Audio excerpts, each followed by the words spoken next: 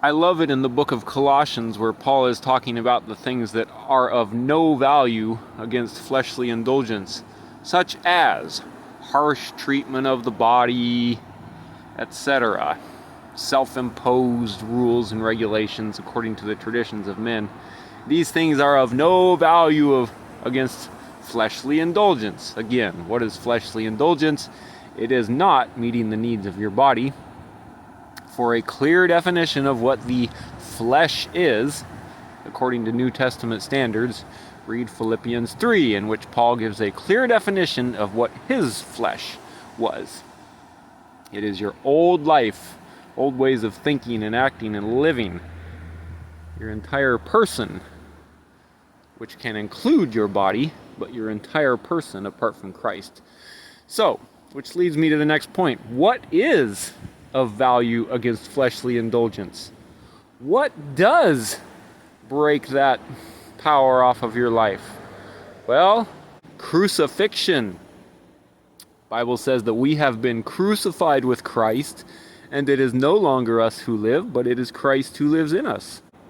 It also says in Romans that our old self, not our body, but our old self, all of us, has been crucified with Christ, and our body of sin, not simply our physical body, but our entire person, flesh, as illustrated by the Apostle Paul in Philippians 3, has been destroyed, it says in Romans. Our body of sin has been crucified with Christ, and our body of sin, our old self, has been destroyed. Our old will has been crucified with Christ, and it no longer lives. But it is now the will of Christ that lives in us. And the will of Christ in us is dead to sin, but alive to God. The will of Christ in us cannot sin because it is born of God. The will of Christ in you will never sin. Your old heart has been crucified with Christ, and it no longer lives. But it is now the heart of Christ that lives in you. And the heart of Christ that lives in you will never sin.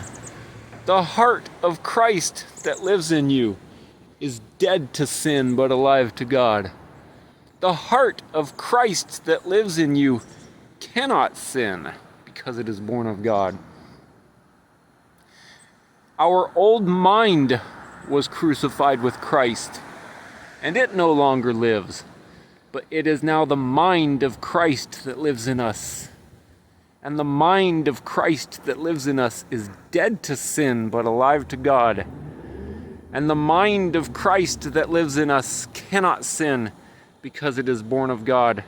And the mind of Christ that lives in us will never sin.